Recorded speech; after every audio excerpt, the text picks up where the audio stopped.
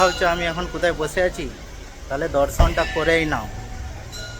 তোমরা রেডি তো? দর্শনটা করেই নাও। দর্শন করার সঙ্গে সঙ্গে সবাই বলো হর হর মহাদেব।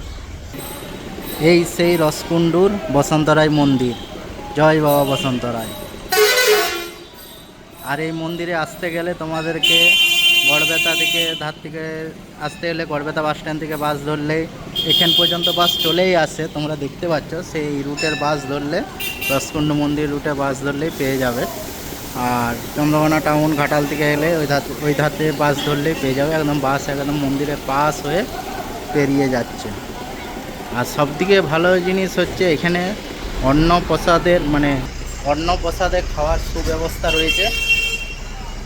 আর তোমরা সবথেকে ভালো 12টার ভিতরে আসতে পারলে খুবই ভালো। বাবার পুকুর রয়েছে, সেখানে স্নান করে এখানে নিজস্ব কাউন্টার রয়েছে। বাবার মন্দিরের নিজস্ব কাউন্টার রয়েছে। তোমরা এখান থেকে পারলে পুজো ডালি নিয়ে পুজো দিতে পারো। বাবার খুব সুন্দর দর্শন পাওয়া যায় ও খুব সুন্দর। আর প্রসাদী কুপন মাত্র 40 টাকা, বাচ্চাদের লাগে না। তাহলে তোমরা পারলে চলে এসো ওই বাবা বসন্তরায় মন্দিরে। জয় বাবা বসন্তরায়।